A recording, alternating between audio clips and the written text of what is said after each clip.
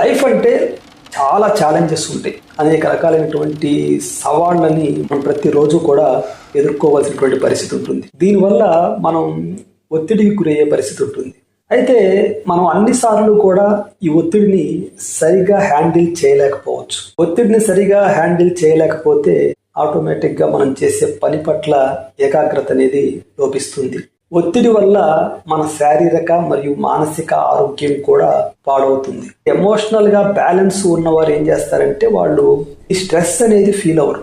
ఒకవేళ స్ట్రెస్ వచ్చినా కూడా, అంటే ఒత్తిడిగా అనిపించినా కూడా దాన్ని ఎట్లా బ్యాలెన్స్ చేసుకోవాలి లేదా ఎట్లా దాన్ని నియంత్రించుకోవాలో వాళ్ళకి అవగాహన ఉంటుంది. కాబట్టి ఎమోషనల్ బ్యాలెన్స్ అనేది మన యొక్క స్ట్రెస్ మేనేజ్మెంట్కి, అంటే మన ఒత్తిడిని మనం నియంత్రించుకోవడానికి ఉపయోగపడుతుంది. అంటే ఇక్కడ మనం అర్థం చేసుకోవాల్సింది, ఎమోషనల్గా బ్యాలెన్స్డ్గా ఉన్నవాళ్ళు, అంటే భావోద్వేగాలను అదుపులో పెట్టుకున్న వాళ్ళు జీవితంలో ఒత్తిడికి గురయ్యే అవకాశాలు తక్కువ.